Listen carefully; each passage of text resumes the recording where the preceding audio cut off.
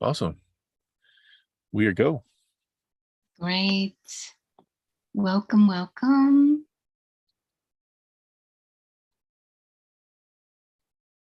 Today, we're going to talk about how to elevate your courage. And this is a conversation that I so look forward to. So if you're just joining us, welcome. And thank you so much for sharing some of your morning with us. We're going to give just a minute before we begin. So, Pardon?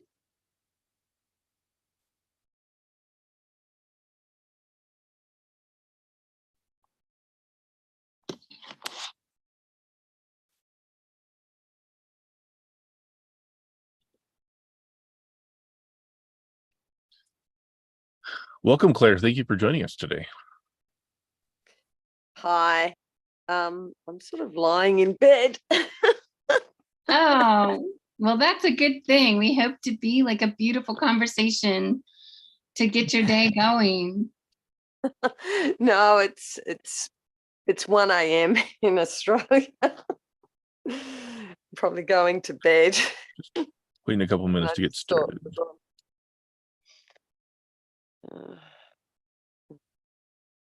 Put the video on. There you are. Good evening.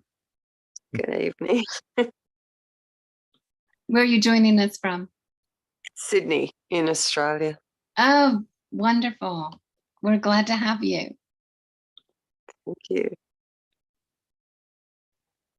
Tell me what the weather's like in Sydney these days. Oh, look, it's all over the place. It's hot one moment, freezing the next. It's been drizzling rain on and off.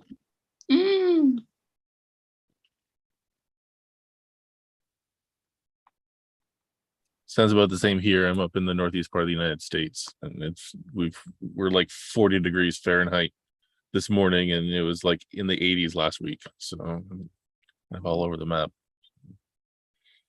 1 minute it feels like summer, and the next minute it feels like we're coming into fall, and then probably next week it'll be coming into winter. Yeah.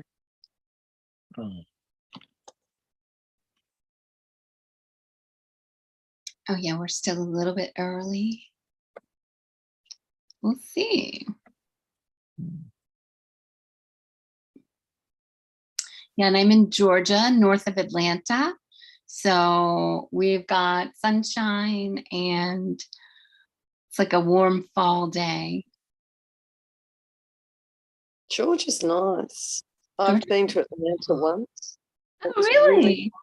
Yeah. It was really hot. It was a conference. And my partner was there for that. And so I was just sort of accompanying him, and we were going to go on a bit of a trip after that. And yeah, I can't remember where we went after that, but it was so hot. And we went out to a place called, what's it? Roswell? Does that make sense? Absolutely. It's right where, it's very close to where I live. Beautiful plantation mansions and things like that. Yep. There was a mill. Yeah, there's a famous mill there. Yeah. There's nothing wrong with your memory. Yeah. And when we were staying in the city, and we went to this, it was really late. It must have been a Hard Rock Cafe, I think. There is that. Everybody was awake at 1 a.m. or something. And I'm like, that would be the city, yep. and I felt perfectly safe walking around at 1 a.m. I don't know that I would in Sydney. Oh, that's funny. That's great. That's great. Yeah. Well, you know actually a lot about the Atlanta area, so that's awesome. Beautiful. Yeah, no, I wasn't even sure. Now, this is about career, is it? This one? Michael? Or is it just a general? So we're actually talking about courage in this particular session. Courage, So courage. yes, so and it definitely falls more in the character category. Okay. But we kind of set up our schedule for the summits we're doing for this year in December of last year. So we had Yeah. kind of a sequence that we were doing, and it can certainly apply in the career category. I know that in Life Book this is Yeah. career month, but it's certainly something that both of us feel is necessary in so many areas of our life. It's very much a Definitely. requirement to step outside of our comfort zone. Yeah, most of the things we speak about have application in so many areas of our life, similar to the life book process, right? Where it's a holistic view. And how we show up in one place is usually how we show up in many places. So, Well, yeah, I'm sort of just going through I've only just, I mean, I started the life book at the beginning of the year, lots of things happening in my life, and then I didn't finish it until about a month ago. I had like the quality of life or the vision section to go, and it was just sitting there.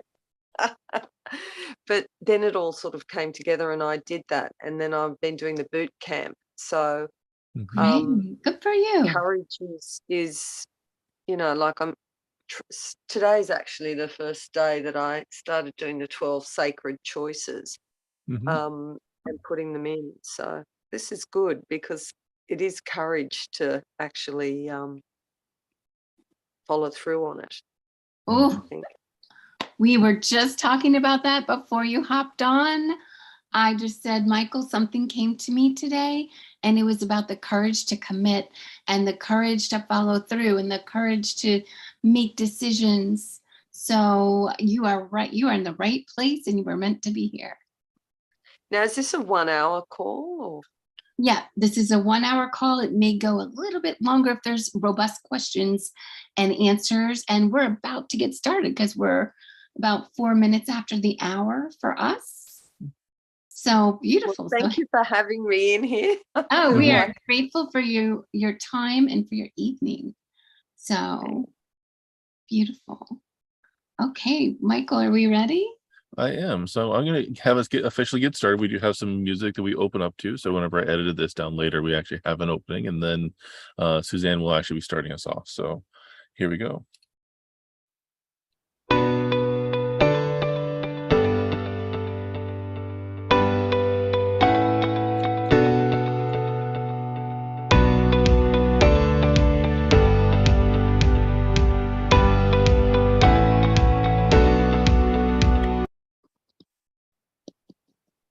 Welcome everyone. My name is Suzanne Buchanan.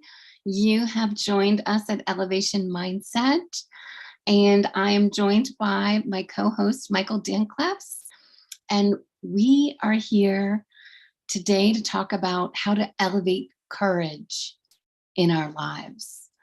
What you have stumbled upon is one of 12 months of conversations that we have that we feel like will make a powerful difference in your life.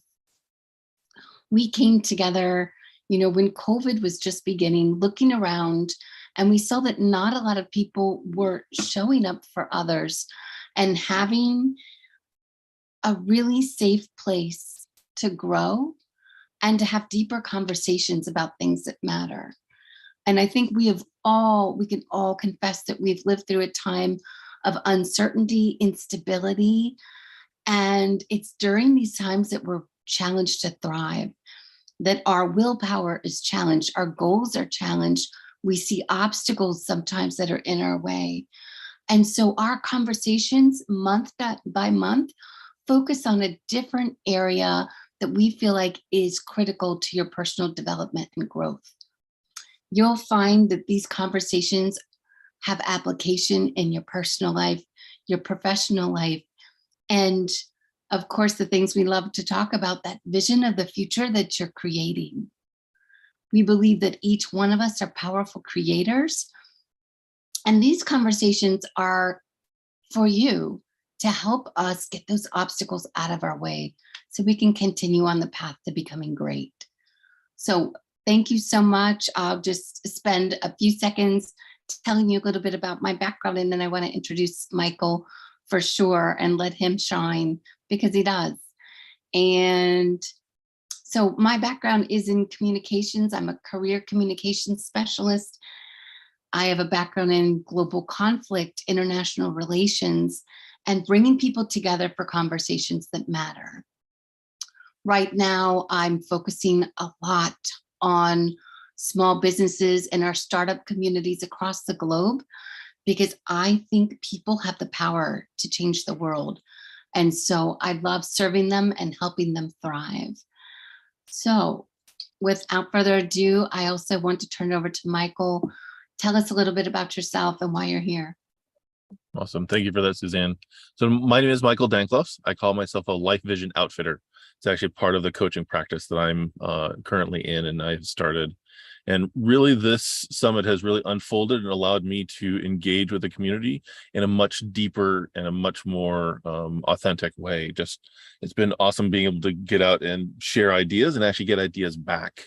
A lot of the practice that I'm in for coaching focuses on four main things, which is preparation, commitment, accountability, and celebration. And it's really kind of unfolded with this. And my background is more on the tech side of things, but I've also used that in interactions with other people. So a lot of customer service, a lot of translation between tech and what people really need. So it really kind of is unfolded in a way that's allowed me to engage with people and learn how to be better myself, and then sharing that knowledge with other people. So each of these conversations has really been something that one or both of us are really passionate about, and courage is one of those things that I think that we can get into this space where we're afraid. And when it really comes down to it, my definition of courage, and I think that Suzanne will reflect this similarly, is being afraid and doing it anyways. You know, moving forward into a space that is uncomfortable. And I know I've had to do that in many areas of my life, and we'll be discussing that a little bit further as we unfold this conversation. We do tend to have a couple of different questions we're going to ask you throughout this session. We really want this to be a conversation. Sometimes we'll have you write that in the chat, and maybe we'll have a couple of people come on mic and actually talk with us about these different things, because we don't want to just be talking heads. We also don't want to be here's the 3 things that we can do in our lives to make our lives better. Yeah. We will be offering a couple of things that we have experienced ourselves, and ask you for some of the tools that have actually worked really well for you as well. So we really appreciate you showing up on this Saturday with us, and look forward to this conversation unfolding. Yes. And as we get going, it's always good. In all these meetings, people always set agendas, right? But for us, we have conversations about impact. And when we came to this conversation, we said, what do we really want people to walk away with? And the more that we talked about it, we really, we're coming through a period where not many people felt courageous and brave. And yet, I think it's important for people to understand that fear is actually a prerequisite of courage. That if there's no risk of loss, then there is no courage. And, people who don't feel brave don't realize that they're making decisions every day, powerful decisions that we may not think about it, but those decisions affect the caliber and quality of our life. So we also thought that what we would love for you to come away with is really the feeling that you can take action in any direction that requires courage, perseverance, and understand that courage is actually a muscle. It's like a skill. That many of us weren't born courageous, that it can also be developed as a habit. You may have heard people say, do one brave thing a day. Do one thing that makes you squirm and uncomfortable and feel squeamish and like do it once a day. Do something. So that's developing the courage muscle. And the last thing we want you to walk away with is that bravery And courage is always in the direction of your dreams. So if we're going to get there, and this is what these conversations are about, showing up, it's something to keep in mind. On the other side of that fear is usually everything that you're striving for. So, So thank you for that, Suzanne. And kind of where we wanted to start off this conversation is we really do want to hear back from you. Is what is an area that you feel like you're something that you're holding back on, something that you are meant to do, but there's this hurdle, this climb that's ahead of you that you're not ready to take on. Is there something specific that comes to mind when we say, what are you holding back on? We'll give you some time to think about that. We will actually come back to this at the end of our conversation here, um, because it may not be something that comes readily to mind, but if it does, please feel free to type that in the chat. and we know everybody has something in mind, right? We are all, oh, we're such imperfect human beings, guys. Me too. And I know there are areas in my life that I'm holding back on. And that's when I know I need to have those conversations in the mirror, those conversations with accountability partners and friends. And, most importantly, though, those conversations with myself about how we're showing up and are we charting our trajectory towards those dreams? So, why do you think people hold back? Well, I know for me, holding back on these places of courage many times is that afraid of failure, afraid of judgment. Um, it's that, will this get the results I'm fending for? Am I good enough? I mean, I know that those are many of the questions that come up for me. And I hear constantly when I'm working with my clients, when I'm talking to family members, is that we don't know what's on the other side. We think we know. And I think in many ways our brain can go down all of those negative things that are possible outcomes for this, and it may be too much of a struggle. We don't have the energy, the momentum, the knowledge, the support in order to get there. So it very, for me, that's what kind of shows up. What would you say shows up for you, Suzanne? As to why? Mm, Mm, of course, fear, right? For all of us, some kind of fear that comes there. For example, in my heart, I call it a download, that this idea for a natural health company came to me. And I am, 2 feet solid in the natural health world. I live it, I breathe it. It has helped me stay alive because I was born with a rare and potentially fatal blood disease. And I've had to learn everything about natural health to move forward. Um, and the timing to launch it came to me. But guess what else came at the same time is COVID. And the timing for me, as I started to post things online, I noticed that my content was getting blocked. Posting things about boosting your immune system, posting things about fighting viruses effectively, something I've been doing forever, right? Because of my compromised immune system. So, fear of failure, fear of not reaching people with the messages that I feel like they need to hear. Fear of the unknown. Yes, we have it in the chat here. Thank you so much for adding that. Disappointing my family. Oh my gosh, honey, you are so right, Godson. Thank you for posting that. Fear that I'm not all that I hoped I would be. We all have that. Or fear that I am the monster I fear I might be. These are real things, guys. And I don't know if you remember what I said in the beginning. I mean, we are full of fear. But guess what? The good news is fear is a prerequisite of courage. That all of those people that we see that we think are brave, they have fear too. They simply do it anyway. And that's the hardest thing to swallow, but it's the truth. And sometimes I'll say to people, so what?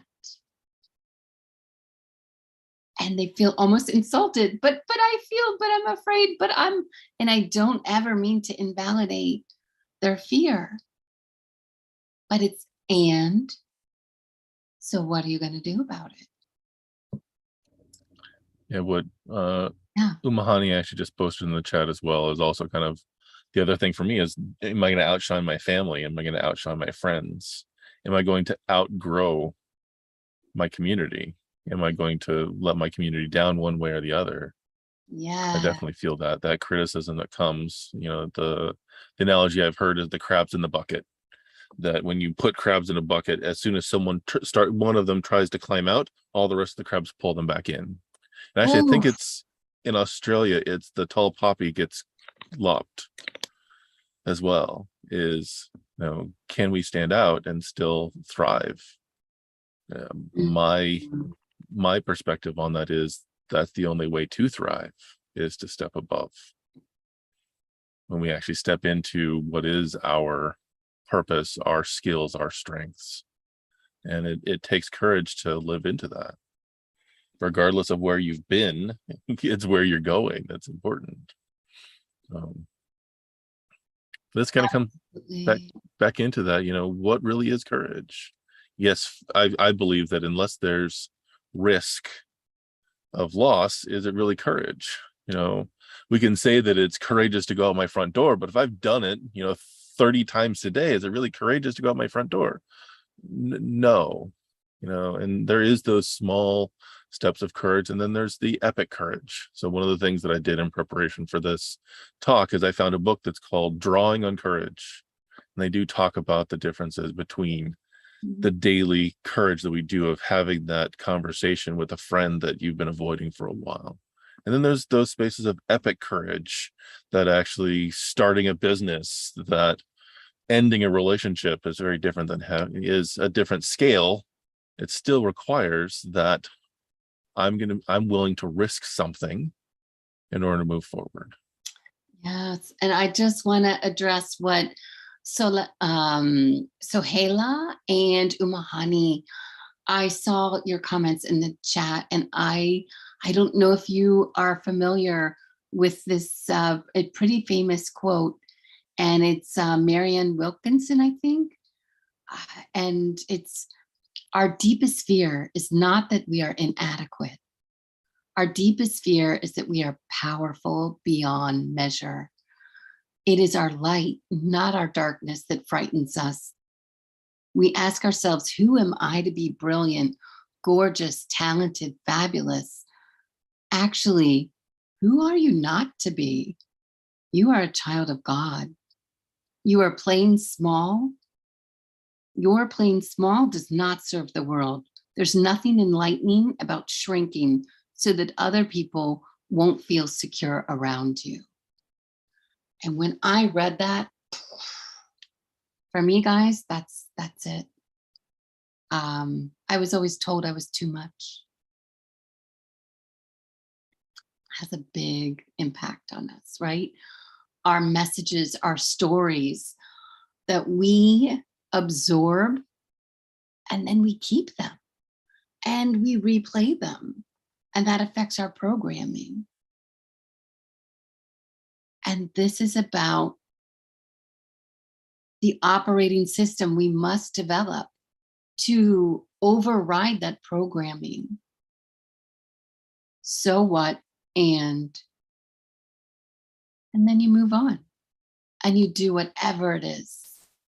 And usually the exact thing that you're afraid to do. Absolutely. It's one of the things that I've talked about in one of my podcast episodes was I don't like the word but. I prefer and. I'm really afraid and I'm going to do it anyways. Or this is the problem and this is what I'm going to do about it. Because at least, especially in conversations, yes, I know what I need to do, but, and then everything else before that ends up getting negated because then it's whatever comes after. And I really like this idea of, and courage is that, and is let's lay out what my grievance is, and this is what I'm choosing to do about it. I'm choosing to ignore it. I'm choosing to take action in the positive direction. I'm going to talk to someone or do something in order to shift it. In the Lifebook program, they talk a lot about the compliments versus complaints in relationships. And to me, you know, the compliments is a way to overcome challenges. Complaining about it very rarely gets you exactly where you want to do unless you actually have something that you're willing to put in or help shift it. Because I know sometimes if it's a complaint, there's part of it's me. And owning that and being accountable of, yes, this is a problem because of where I'm at, which is another place where us owning our side of the street also, I think, is a courage that so many others, especially I see online, they're not willing to own their part of what they're contributing to it.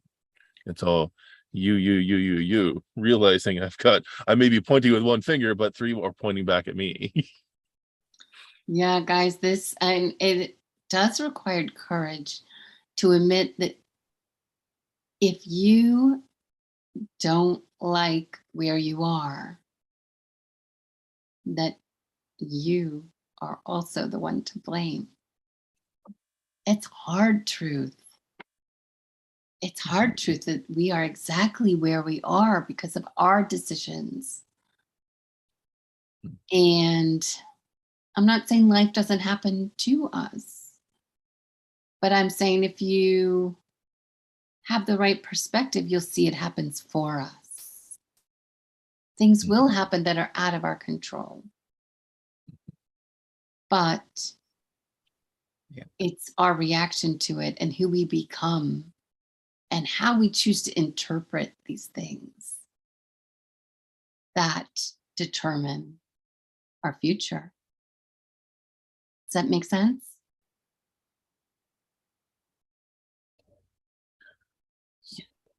Go ahead. So I know also, especially as we go through life, you talked a little bit about the programming. There's also this space where we fall into what's comfortable. No matter how detrimental it might be, it's still comfortable. It's what we know. And like for me, one of my sacred choices, we were talking about this with Claire earlier, one of my sacred choices for the day is to do one thing that's uncomfortable every day. Because I know when I'm out of my comfort zone is when I grow. But it's so much easier to stay in that comfort zone. It's that devil you know versus the devil you don't. And I very much know that stepping out of that comfort zone into, yes, it's going to be a safety zone. You know, if we look at this as a diagram, there's the comfort zone, that which we've been doing forever, the last 10 years, the last 20 years, maybe even just the last year. But then there's a safety zone outside of that where there is more risk, but it's a space for growth. And when we stay comfortable, when we continue to do the same thing over and over, we're going to continue to get the same results. You know, even someone who is practicing a skill, you can actually do, you know, write the same A every single time, and you're going to get perfect at writing that A.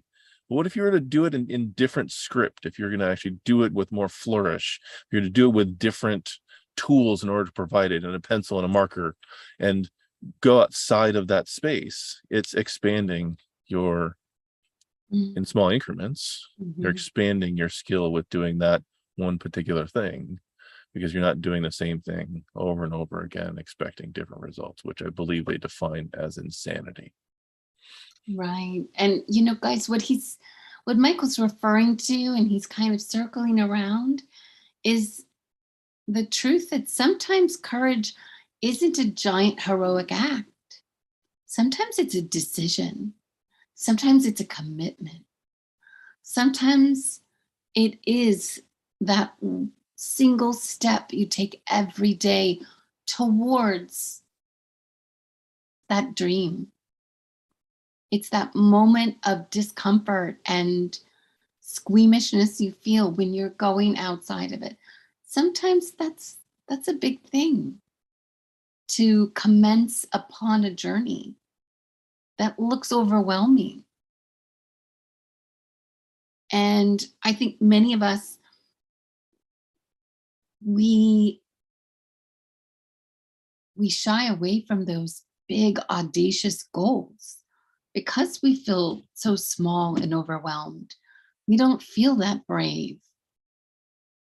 But all the experts will say, just, how do you eat an elephant? Like one bite at a time, one tiny bite at a time.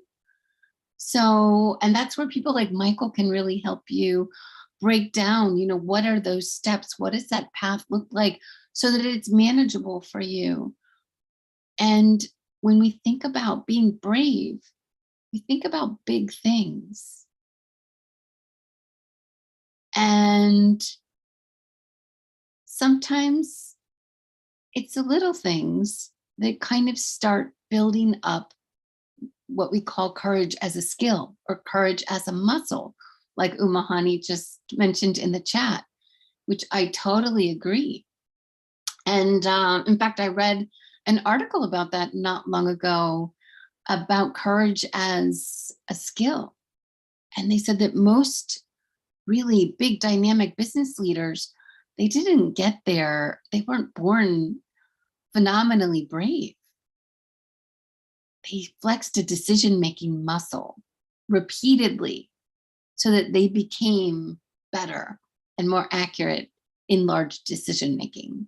And they were able to calculate those risks faster and faster, but only by making more decisions and failing also more. So super great. You guys are great in the chat. Thank you for keeping it so live. Mhm. So I guess my next question is, as we're talking about comfort, and I know that I've fallen into that trap, is Me too. for those here who are in our audience, and when was the last moment you felt brave? Has there been a time in the last week, the last month, the last year where you felt like you were being brave? Share it with us. And you're welcome to come on live if you want. We would love to hear. What's a moment when you felt really brave? Michael, do you want to start us off? I do. So I would say that, one of the biggest times in the last several years that I have been brave is when I started my business. I have a job still at this point that is what is paying the bills, if you will. But starting a business outside of that, some of that courage, some of that bravery comes from that makes me more visible. And not always is visible a better thing. So, and that's some of my fear around that is the opportunity to be of service. Yes, it's fantastic, and that's my goal. But then at the same time, there are things in my history that I'm not proud of either that can come forward whenever I put myself out there. And how do I balance, providing for my family and also providing for the world as well? Yes, I do that some in my job, but then I want to impact people on a more personal level as well, and really kind of living into my purpose now that I've discovered how I can actually be of more service. Mhm. And it can be really scary whenever because eventually my long-term goal is I'm going to be doing that business as my full-time income, my full-time career, Mhm. versus what I'm doing for my job. And that I think is I think it was about 4 or 5 months ago, I actually invited my boss from my job to one of these summits, and he RSVP'd to it. He actually said he's coming. He didn't Mhm. come to it, but this is part of a different aspect of my life. And sometimes those can be mixed and sometimes they don't. So I think that was probably one of the biggest risks that I've had in the last several years. Thank you for sharing that. I know for me, you guys, if you've been with us more than once, you know that I'm kind of the fire and Michael is like the smooth jazz, cool blue ice guy. And so I have to say though, throughout COVID, I didn't feel very brave. I didn't feel brave at all. I respect everyone's decision. I chose not to get vaccinated. That required some kind of courage to withstand because I am immune compromised. But not knowing the future uh, safety outcomes long term with the vaccine, I chose not to get it. And being that I've survived this long fighting viruses and bacteria with my immune compromised body, I decided to take my chances. That, the social pressure was significant. And I can honestly say I lost probably thousands and thousands of dollars because I do consulting work and they required contractors to have vaccination. And I did not. And there were no protections, there were no anti-discrimination things. I wasn't able to tell everyone I can't even take a flu vaccine because I get very sick from them. So that took a little courage. But for me, before COVID, I felt like I did much bigger, braver things. And I look forward to doing them. Flying to Iran or definitely starting a business, guys. If you have not, it is a scary thing to do. Like Michael said, but driving along the Afghan border with a guard and a guide. I've done some wild things, but I can't say during the past few years I felt brave. And I'm making sure I'm taking steps in my life to build that muscle back up again. I think there's a global confidence muscle that's been shaken. And I do mean globally. I know that confidence in our freedom and in our ability to do anything we want in life was compromised in the past few years. And so I am super intentional about taking steps to make sure that I exercise that muscle and build it back up again. You guys with me? Do you know what we mean? Were you feeling brave in the last few years? Yeah. So a lot been going on. Um, Please. I had a really different experience. Like I've had friends who didn't get vaccinated and they've told me how terrible it has been for them. Some of them got COVID, but some of them had pre-existing experiences with vaccines. Mhm. And I've never thought much about vaccines, but I'm actually a doctor. I went and had it. I've had the 4 boosters, etc. But the first one I got about a month after I developed atrial fibrillation. Mhm. And I still don't know if it was linked to that. No Mhm. idea. Mhm. My friend who chose not to get vaccinated, her husband did so because it was part of his job. And it was unclear to me whether that psychological problem of going against what he wanted, but he had all sorts of side effects as well. So it's certainly not clear to me that we know enough about the vaccines to know. Exactly. It So has to be a personal choice, and you can't go that's right. against your own choice and be happy, because he did, and he got, you know, he got worse symptoms than I did from the vaccine. Mhm. And Yeah. so, mine was short-lived. Thank Um, but goodness. but yeah, but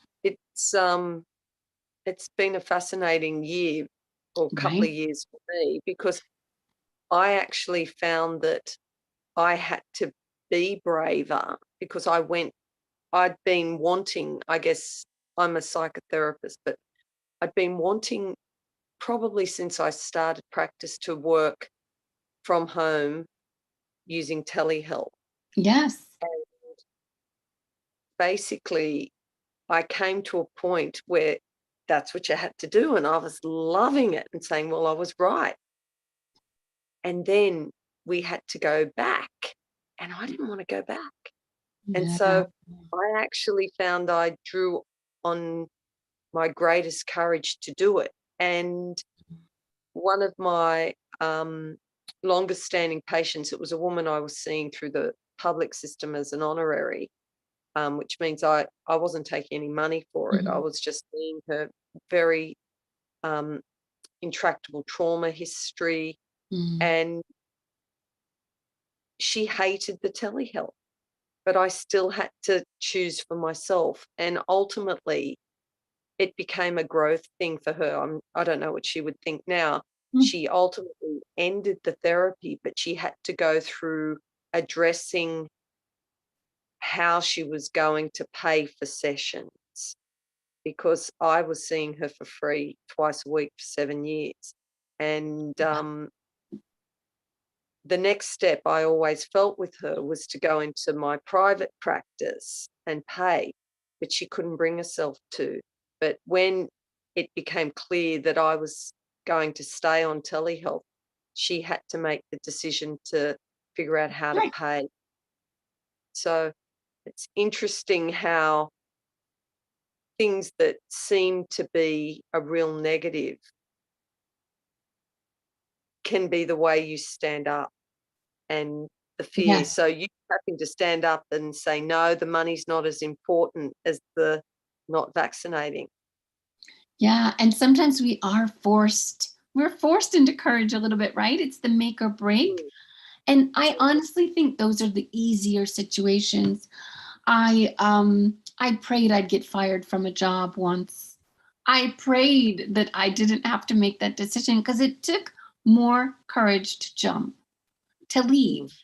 And so I prayed they would fire me, and I'd put my security card in the clearance thing, and it kept accepting it. And I realized they weren't going to fire me, that I had to leave.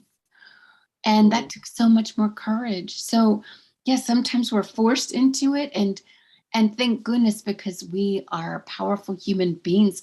We can adapt and change. We have unlimited capacity, but sometimes we will never know what that is until we're pushed into it. And courage is about intentionally moving towards it, intentionally going through the discomfort or facing the fear. It requires the intention. So, and it, again, it requires bravery. But the good thing is we can be chicken shit and courageous at the same time, because fear is a prerequisite of courage. So I see Yvonne. Oh my goodness, honey, I feel you. She said, I stopped sharing my goals and dreams with my family because they're judgmental about the choices and they choose security. Yvonne, you and I could talk about that for hours. That comfortable job I jumped off of was a job that people never they retire from. They never leave the federal government. It's an amazing pension. It's amazing benefits, and yet I saw a system that was corrupt, that was against my values, and I had to go. And my family will probably never forgive me. And who knows, God willing, there will be changes and things will not be corrupt anymore. And I am a servant at heart, and I will always serve people for the greater good. But that wasn't, there was more for me. So I get it. I totally get it. Guys, you're doing great. Thank you so much. We love being here for you. Well, the one thing that when Suzanne and I were preparing for this too, that I had to come to realization for myself as well, is just because you didn't have the courage over time doesn't mean that you can't have courage on the next choice. Mm. Like for me, I stayed in a marriage probably at least a couple of years longer than I should have, and had the opportunity to get divorced before, but I wanted to make it work. I didn't have the courage to leave until it actually became required less energy to leave than it did to stay. Mm. So, and blended families are hard, for those of us who've actually gotten married, divorced, and married again. Is it took a while to actually, I'm not sure if I'd call it build up the courage, because I think that there maybe was a little bit of that, but Suzanne mentioned this, that courage is a choice we make every day. It's not that back when I was 19 I was courageous and I'm no longer courageous now. No, it's an ongoing process, and the small and the large choices require us to be courageous to make the choice. Sometimes not making the choice actually is still a choice, but It's always a choice. Yes. and it's just a matter of knowing that you get a choice every morning you wake up, every opportunity that comes up, to be able to take the courageous path for this, and knowing that you can do those in small increments is, wouldn't even put it in acceptable, because I don't need to give anybody permission to be courageous. It's lean into that, and it's okay. It's perfectly okay to be courageous in this choice and this choice and the next choice. And even if you weren't yesterday or 5 minutes ago, every second is a new opportunity. Every second, guys. It's okay. Forgive yourself. And, on that same thought, I know that we attract a super reflective community, right? You're serious about your personal growth and development and your goals, and you're serious about living in alignment. But sometimes we can be a little bit too analytical about this stuff. And so when Michael and I were talking about this, I said, so let's talk about the people who we attract people who would be open to getting therapy, to getting help, to talking to people about their issues. I said, let's talk about how long you need to focus on the fear and why it's holding you back. Michael, what do you think? Well, it's interesting, because I know that when we went through our first iteration of doing these summits, it was all about the fear and not about the movement. So this idea of, do you need to identify what it is you need to let go of in order to let go of it? And Claire, I know that you probably work with this in the psychotherapy realm quite a bit. Is how much do you need to dig into that belief or that experience from 50 years ago to be able to say, I'm done with that, I forgive you, I let go? And I think that there's definitely an opportunity. Did you have something on that, Claire? Yeah, I'm thinking what I tend to work in is a lot of the transference. So someone will come in and they'll start talking about something outside, because I do psychodynamic psychotherapy, but I often work with people with borderline personality disorder, and narcissistic personality disorder. Basically, the ones that people find hardest to work with, and they're the ones I love, right? Awesome. Awesome. Yeah. Because I've discovered that people in that group are actually at some level even more holy or spiritual or whatever you want to call it, because they're actually had the harder life and they're actually still trying to do something about it.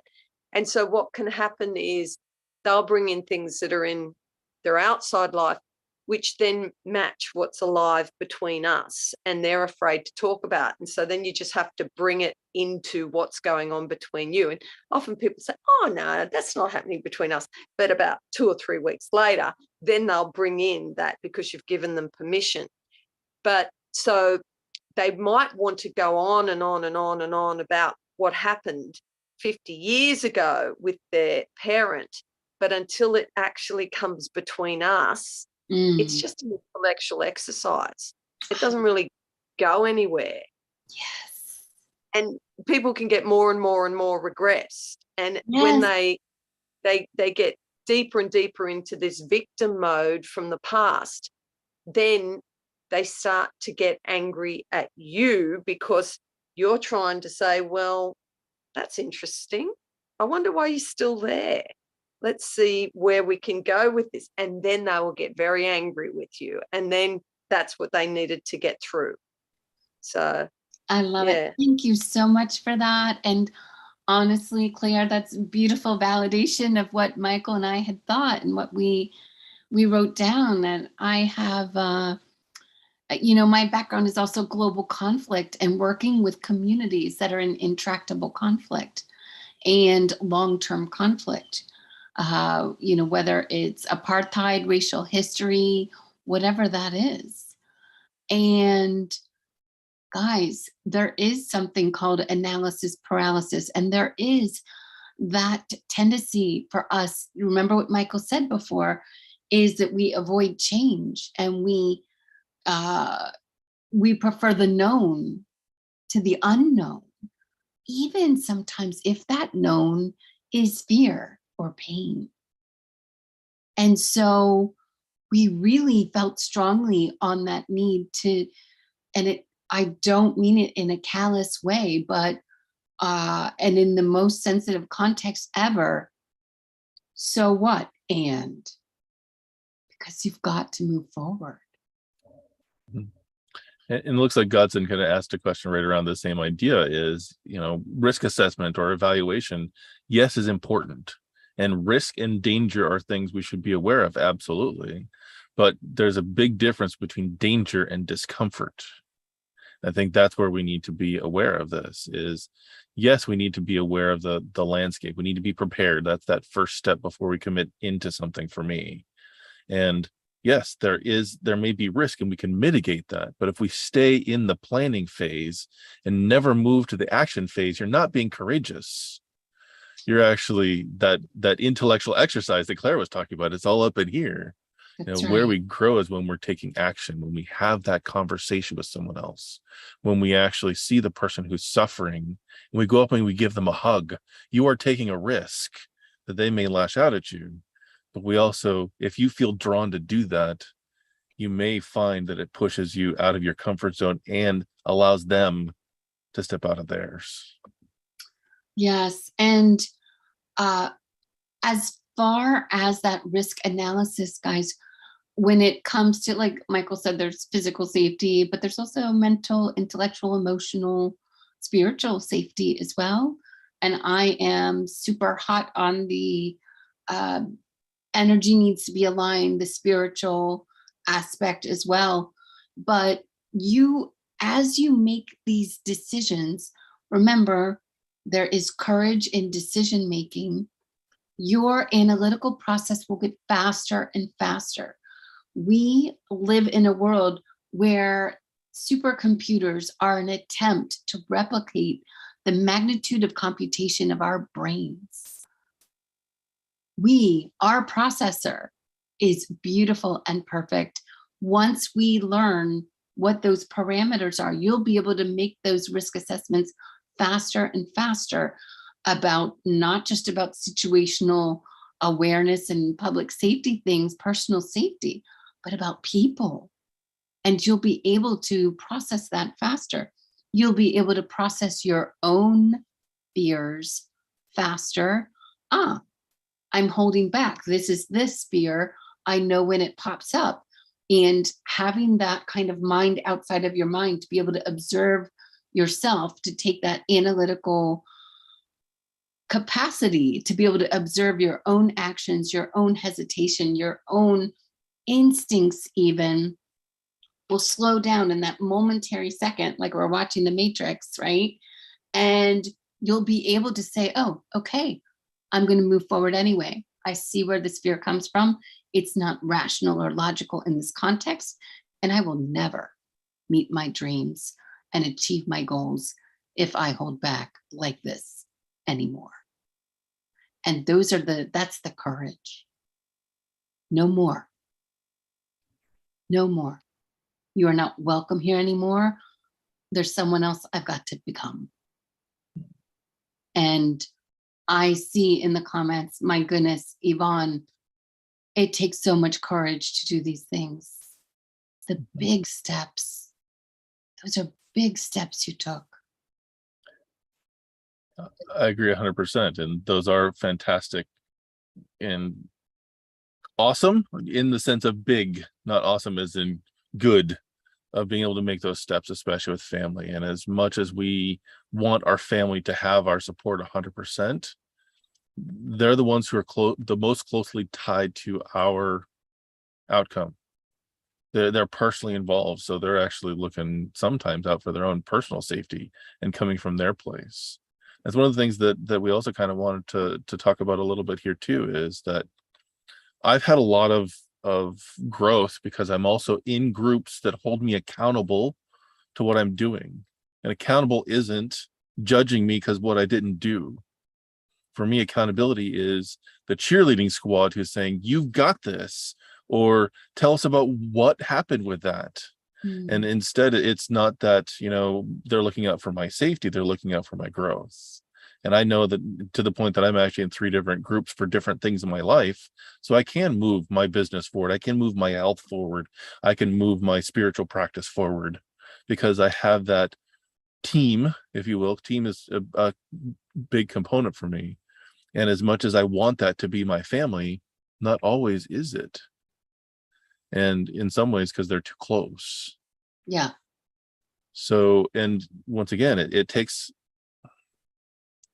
finding the right people and then trusting them enough to allow them to speak into your life. And I know for me, I want my family to do that. And I know others that, they get upset because their family didn't do the things the way that they wanted them to. But it sounds like you're in a much better place now, Yvonne, that you are thriving now instead of surviving because you have had to take that stand for what you needed to do for your own growth. So that, thank you for sharing that part of your story with us. And believe it or not, guys, even your parents, they don't know your potential. They don't know your capacity. They don't know the fire in your heart. That's on you. And that's why Michael and I talk about ownership.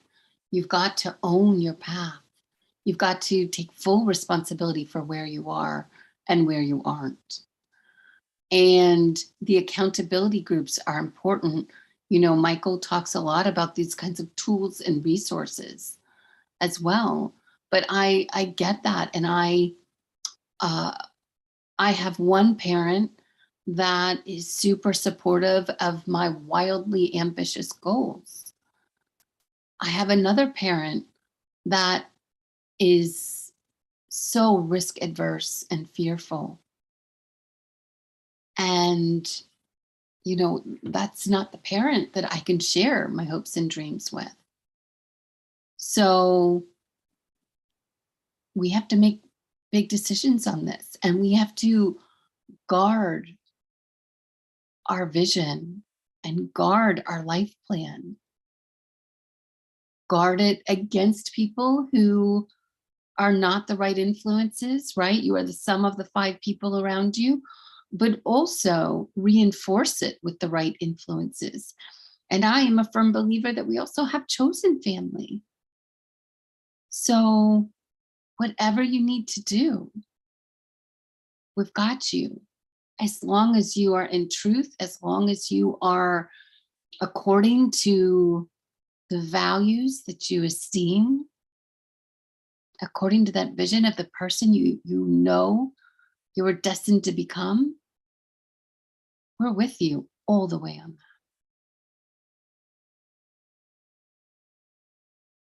Michael, what other tools would you recommend for people to help us on our path? We're going to open it up, guys. We want to hear from you more. So there's a couple of things that come to mind, especially when it comes to that moment of should I or should I not? So I think there's been some stuff posted in the community about Mel Robbins. She has this a TED Talk and a couple of other things about, that transition from do I want to do it or not? And she counts down from 5, just 5, 4, 3, 2, 1, and then she takes action. And that countdown actually motivates her to take that next step. She originally did it because she had trouble getting out of bed in the morning because she just was not engaged in her life in a way that what she was excited about. And that's the first place where she applied it. And then she went off and did research on why the heck did this work. Mhm. So that's one of the ones that, if you're in that space of left or right or up or down or stay or go, you can in some ways trick your mind. You can trigger your mind to make that decision that actually comes from your gut, that comes from that intuitive sense. Each of us has, I believe, a different way that we make our decisions. Sometimes it's really intellectual, sometimes it's emotional, and sometimes it's that gut instinct, and sometimes it's this intuition that comes out of nowhere. And learning which one best serves you, that you hear the most consistent, Mhm. not the loudest, because our judgments and our criticisms tend to be the loudest. But Yeah, the and I one think that is, that the 5-second rule you're talking about. yeah, the 5-second rule for Yeah, Mel so she's Robbins. got the 5-second rule. And guys, I like her tips because they're action oriented. And right when we are not feeling brave, we are prone to inaction and kind of marinating in that fear. So that's the 5-second rule. Kind of fun and cute. She also researched the science of the high five and how like positive endorphins are released when you high five each other. So also a big fan of high fives. But yeah, so those are great tools. Michael also talked about accountability, having accountability groups and partners. And how does that work when it comes to courage, Michael? So a lot of it is because you get challenged from a place of compassion, not from judgment. It's coming from a place of, yes, I want to see the best version of you, rather than the idea of holding it back. So that's kind of been one of the biggest components that I've seen from accountability. And at the same time, you also see examples of other people being elevating their own lives and actually being more courageous in your lives. And there's this dynamic that happens when you're on a team. In fact, somebody was talking about this just yesterday.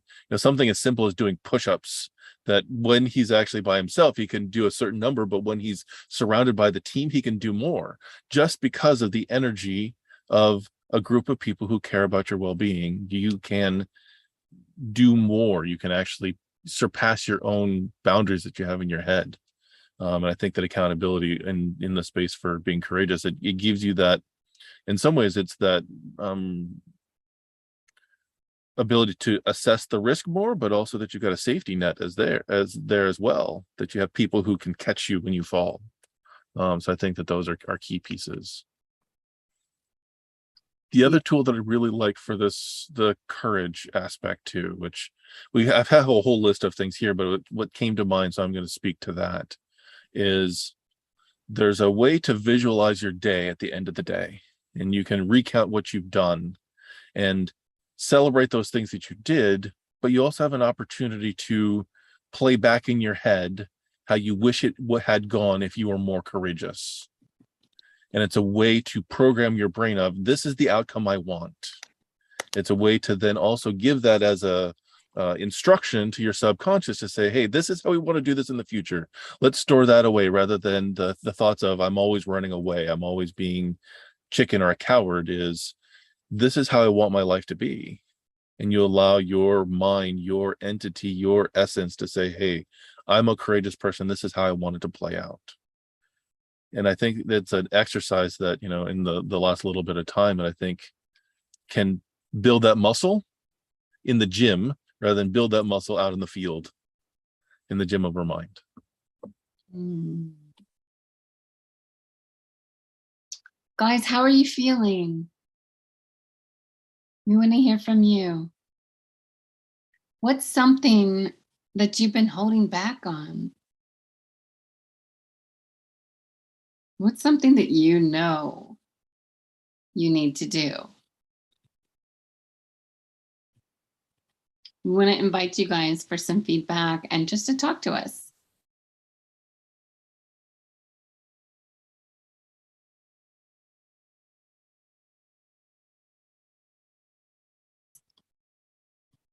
Here's a good question. Did you see this, Michael, from Godson? I did.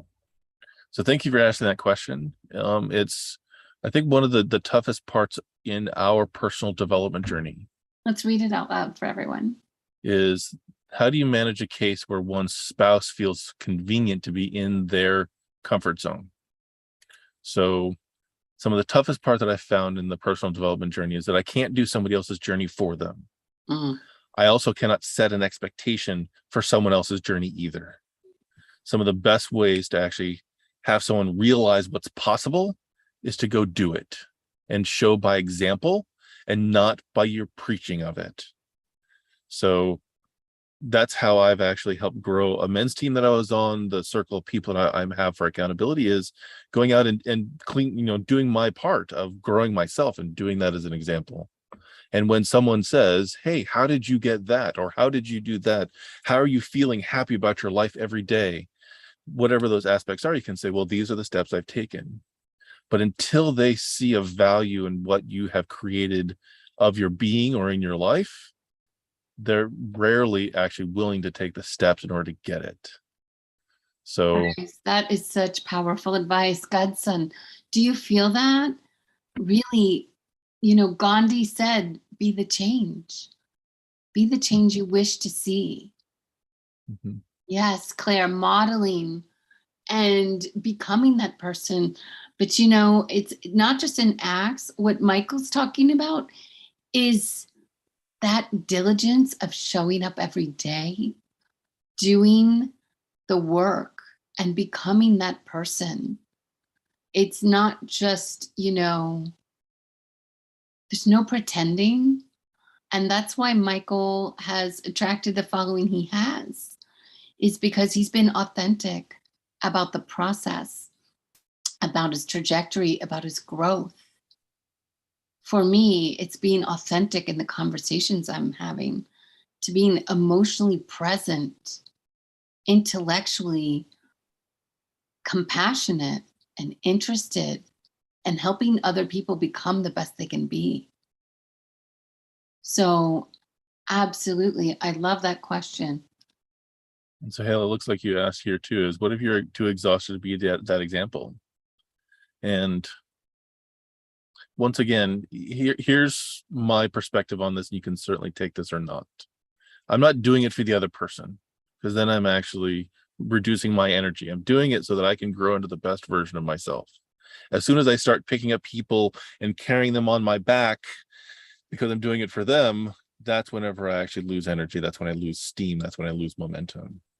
Versus, and one of the biggest things that we talk about in the Lifebook community is self-actualization. That isn't partner actualization. That isn't kid actualization. That isn't coworker actualization itself.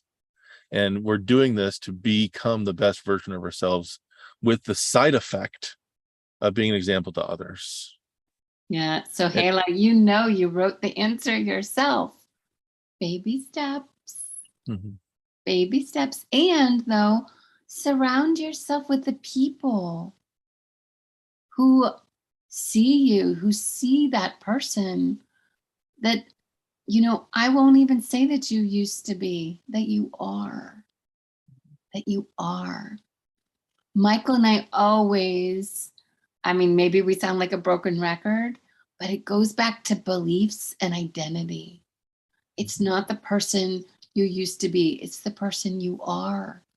Sometimes we just forget who we are. Sometimes we forget that we're powerful beings. Sometimes we forget that we're influencers, we're creators.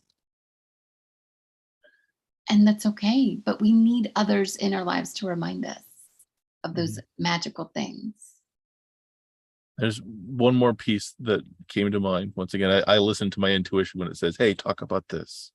Is for the pillars of my business, the one that so many people I think forget is the last one, is celebrating your progress. Mhm. Because who you were yesterday to who you are today, who you were a year ago to who you are today, that's your growth. And when we stop celebrating, we stop showing appreciation and gratitude for the person we've become, then we forget that, yes, we expended energy to get here, and that I actually want to apply that same kind of energy to go to what is next as who I'm becoming, the skills that I'm learning, the actions I'm taking, the sense of awareness, the sense of gratitude that I have in what I'm in. So I think that piece, in fact, I've got one of the people in my accountability groups like, I won't celebrate. I'm like, you're missing something then. If you have the chart, because when especially with like social media, we get the dopamine hits and serotonin, we get that instant feedback of people like our stuff. But so is when we actually see and celebrate the progress, no matter how small, no matter how huge. Yes. And when we miss that piece, especially we don't have, it's tough when we don't have someone else around us to celebrate with, to acknowledge us, that we've actually have come as far as we have. We all need that. And guys, I suck at celebrating. I have such big goals. I'm like, all right, now what? So I get it. I get it. And I think we all need those reminders. We all need those beautiful souls in our lives that remind us of who we are. That we, even if we have epic goals, we are still everything we need to be at any time. One last piece for that, and then I'll stop. A way to find people like that is start acknowledging and celebrating other people. Thank you very much for showing up. I appreciate that you actually did this today. Because what you appreciate appreciates. It's one of my favorite quotes. Law of attraction, guys, right? Mm-hmm. So the energy you're putting out is the energy you're going to find. Definitely. So, celebrate, find people to celebrate with. And I'm kind of a stickler on those things I've gotten very strong at filtering the influences in my life of the positive people, the people who are goal-oriented, who are giving back, who are, have that good energy. It doesn't mean they all have to be entrepreneurs and rocket scientists. I have one friend that we just get together and laugh. And what a blessing that is. So she's all about celebration and joy. So we need those things. Beautiful. Guys, how are we feeling? We are at the end of our hour plus, and we wanted to really, goodness, thank you and be there for you. Tell us how you're feeling. Come on live and talk to us if you want. We'd love to hear from you.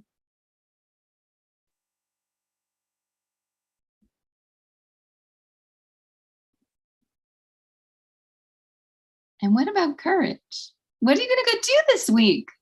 Hey, Sayla.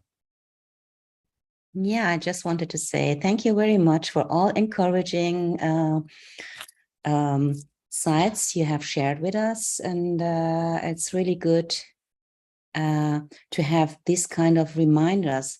Almost you feel like being just a tree in the midst of a forest and you do not see where you are. Yeah. And it's really encouraging to become all those reminders. Thank you so much, dear ones. Really, thank you.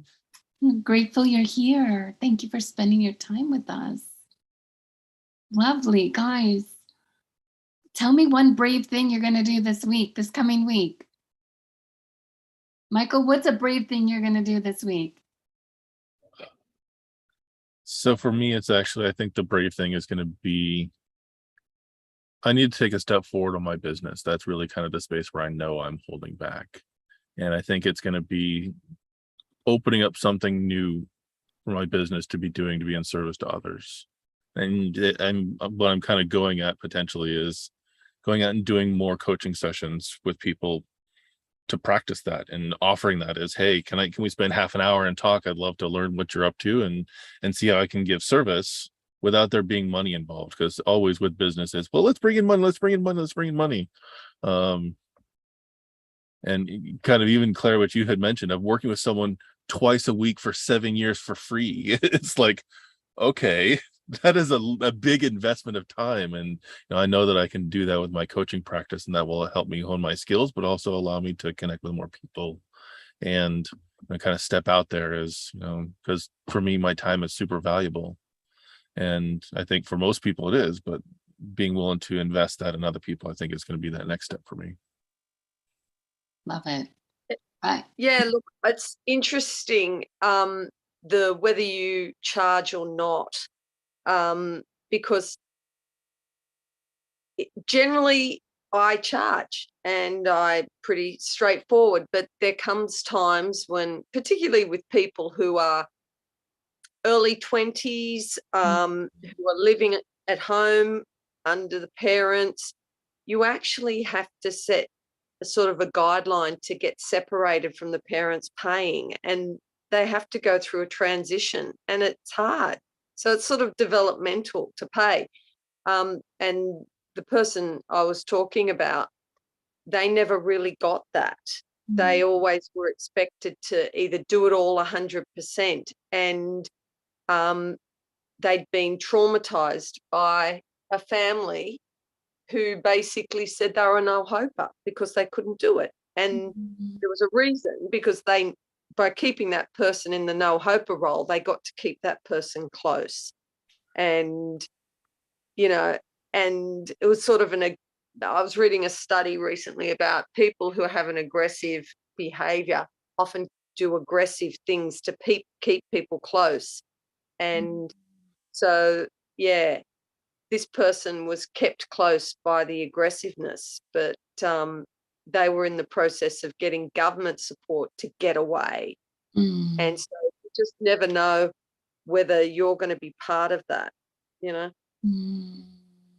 you'll know whether you should see someone for free or not. It just has to, it's there is something powerful about paying, because it's sort of, but not everybody can. Thank you for sharing that. And guys, that's your inner GPS, your inner signal that's going to guide you to those decisions. And, that's beautiful. And what we were talking about before, where you have to choose sometimes your family, choose the influences, think of that person and the family context they came from. So they're going to have to make these life choices, and that requires courage. So it's a beautiful example. Fantastic. Anyone else want to share? I can share, but I can't put my camera on. It's interesting what she just said about family, because when I go to family functions, because I'm still very close to my family, now I realize that's what she said, when you have to find that line, because I know we were just at a get together, and you revert back to your old self when you're with them. But that's like my siblings, and I'm 54, so 53, in around there. and when I was having conversations with, say, my parents or siblings, it was a very different conversation than I was having with my nieces and nephew, who they're 27, because they have a completely different outlook. They're all out on their own, but it was about the new stuff. And with my siblings, that their parents and my parents, it was back to the old stuff. And I didn't realize just what the girl said, how important it is to cut that tie. It doesn't mean you don't go visit them, but to be aware, to just be aware. And I remember bringing a couple things up with my parents on a different visit, and they're a few hours away, so I don't see them all the time. And I tried explaining a few things to them, and it's just like, I don't want to hear it. Yep. And then after I'm leaving from the weekend, my dad came up to me with $500 cash. He's like, can you just really quietly put this into crypto for me? So then and he didn't want anybody to know, and he's in his 80s. That's so and cute. so I'm thinking, so I started thinking, having a different perspective of my dad, and I realized that he had kept, I remember him thinking of business ideas and that, and he kept getting quashed. He kept being told, oh, but you have 4 kids, you have to support your family. And I realized it was in him, and because he didn't have that support, and this is almost his little way of, he's still there. He hasn't completely gone halted in growth, even at 82. So even though he's not ready to learn how to do it, he was understanding and supporting me in something that I was doing. And so that's interest. That to me was really interesting. But he's like, don't tell mom. But I think he's worried she'll just, like if something happens, she'll just spend all his money. He works full time. He'll never get to retire. And that's actually something else I had learned with just being a role model for my kids. When my daughter, who's 20, she was about 17 and had a group of friends over, and they were trying to do something and it was not working. And my daughter said, she goes, that's okay, because there's always another solution. And so, they're hearing, because that was my go-to expression. And to see it actually be embedded in her, but in a positive way. And then they went on and found a better solution. And so instead of limiting them, it's completely expanded them. And it gave my daughter the courage to, move out and follow her dreams. And she's living the life that she said she was going to live. When I'm in Calgary, so I'm in a city. And she's like, I'm a small town girl, even though I've never lived in a small town. And she moved to Revelstoke. She's in the mountains that she always wanted to be. She has the skis, the toys, she has everything. And she's thriving so much. And I think, was I that good of a role model that she's living her best life at such a young age instead of waiting? Yes, you were, clearly. And congratulations. Yeah. And also for courage, I never even thought about it. But when you said, what is your something that you're going to do this week? Yes, bring it on. My time zone's different. So I'm like, well, I'm flying tomorrow to Montreal for vacation. It's not really vacation. My partner's mom's sick, but I'm like, yeah, when you find your people, sometimes those people aren't in the same city as you. That's right. And I ended up finding a partner from joining a group where we would discuss our projects and our dreams and everything, and totally went out of my comfort zone because I was going to be single forever after what I went through. And we actually joined together more as business partners. And then we were flying, I was flying back and forth to Montreal. And then eventually we realized, wait a second, this is more than business. And he closed his business, packed everything up, and he moved to Calgary. And you think, when you're with the right people and they have that mindset, so many things, it's like exponential growth. Oh, that's such a beautiful example. And both of us are now thriving outside of our comfort zone. And do we have success yet? No. Do we care? We're working on it. We get that it's about the journey. Hurdles. And I just keep telling my 16-year-old, we'll be millionaires by 2025. Don't worry about it. It's just a couple of years away.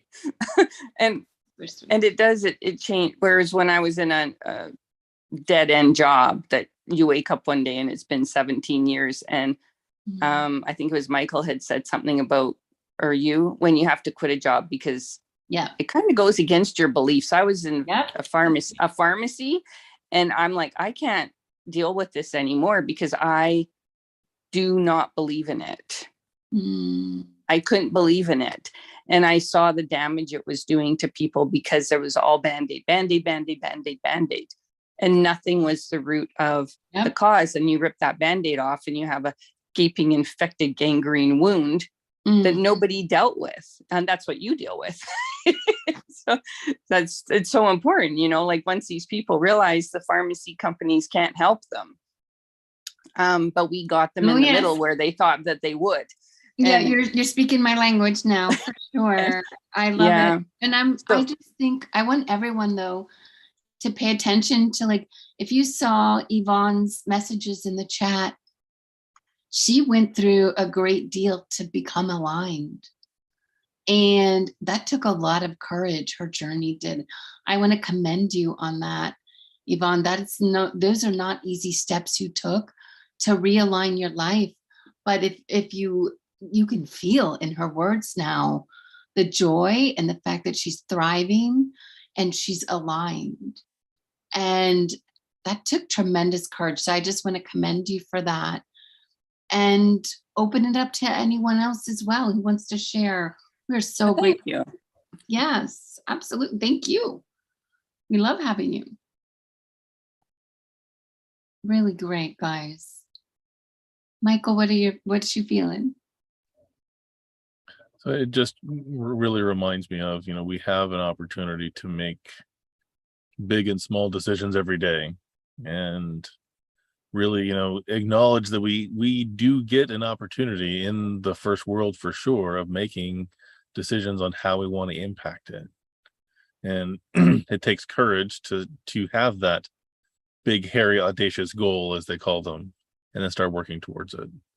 And I very much appreciate the opportunity to share those ideas with you, and all the stuff that everyone here has actually contributed to this, because that is what makes this enjoyable for me. Is yes, I like to talk, but I also love to learn. I love to help people grow, and I know, like I said earlier, when we do it as a team, when we do it as a group moving in a positive direction, we can go that much more exponentially towards that. So Absolutely. And guys, we hope today has been valuable for you.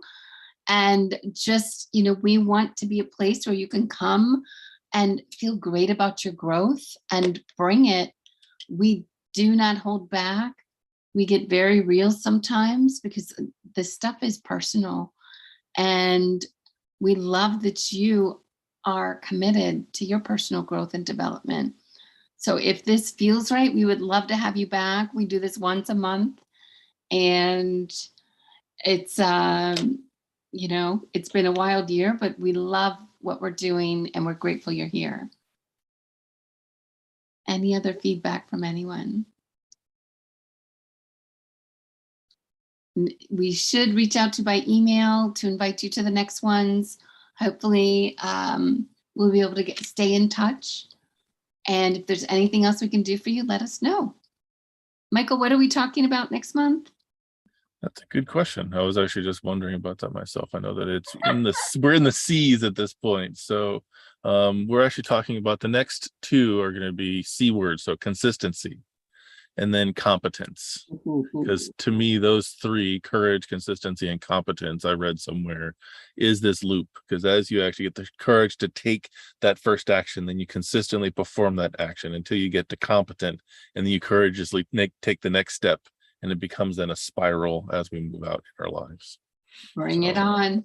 Consistency is next. Beautiful. Okay, great. Guys, thank you so much. We loved having you here. Have an amazing rest of your weekend and week, and be the courageous badasses you are. You already are. Go get it. Thank you. Thank you so much. Mm. What's Thank that word one? you. Thank you so much. Bye-bye. Oh, thank you. Bye-bye. Thank you. If I can stay up late enough next time. It's literally, I started this at 1. It is now 3:25. Oh my gosh, we are honored. We're so honored, and we hope you don't hate us tomorrow. We went into daylight savings just then. Very Take nice. care, honey. Sweet dreams. I'll try. Bye now. It's a Saturday night. Sometimes it's fine. Yeah. Have a great day. You too. Bye. Bye.